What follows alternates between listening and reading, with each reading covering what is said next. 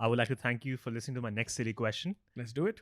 which is, what is consciousness? Who decides the question is silly? Your consciousness is the one that decided the question is silly. Yes.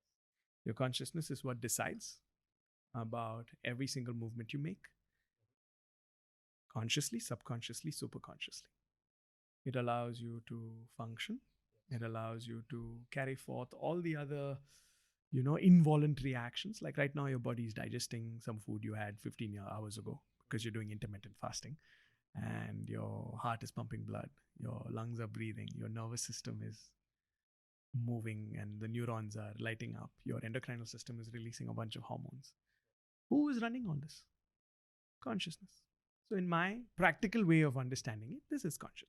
Of course, in the tantric system, you have Shiva Shakti, you have Purusha Prakriti, and so many other different deep Sanskrit definitions. But this is the simplest way you can approach it. Whatever's running your system, parts you're aware of and parts you're unaware of, that's your consciousness. But your consciousness is still not you, because you say my consciousness. And this is explored very deeply by the Advaita philosophy of non-duality, right? Where there is a distance created between even your consciousness and you, where you experience your consciousness, and therefore you are not your consciousness. So to answer your question, what is consciousness? Things that run in you with your awareness and without your awareness, that's consciousness. How do you view the relationship between consciousness and the mind? The Western idea of the mind is new and, in my opinion, limited.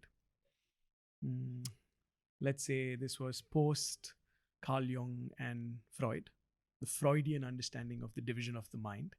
The Eastern understanding, or the yogic understanding of the mind, is that it's split into 84 parts and 4 main parts, which are respectively manasa, ahamkara, buddhi, and chitta.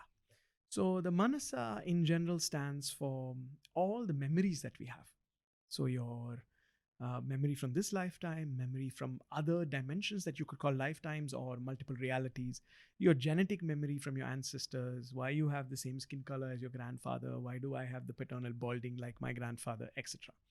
Then you have the biological or kind of your DNA memory, which means no matter what you do, you will always become a human, right? We're all breathing the same air, but the plant is not you, you are not the plant. Why is that? Because your DNA memory says, I have to become a human with 2 hands, 2 legs. Sometimes when the DNA is, I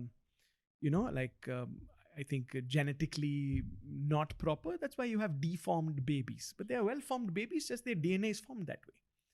So all this forms manasa.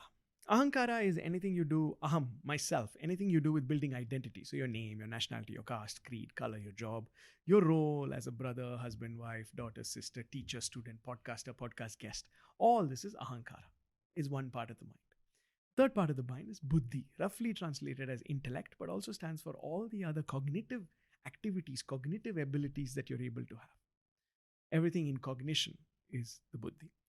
And the fourth is chitta, which is you can say the higher consciousness or the unwavering higher intelligence. And the essence of yoga in Patanjali's Yoga Sutra, he says, Yogascha chitta vritti nirodha, which means the science of yoga is to allow the chitta to be in stability. Vritti is movement. So if you can find that equilibrium in your chitta, that is the essence of yoga. So the connection between consciousness and mind is a Western dichotomy. In the Eastern system, there is nothing called consciousness. Everything is based in these 4 divisions.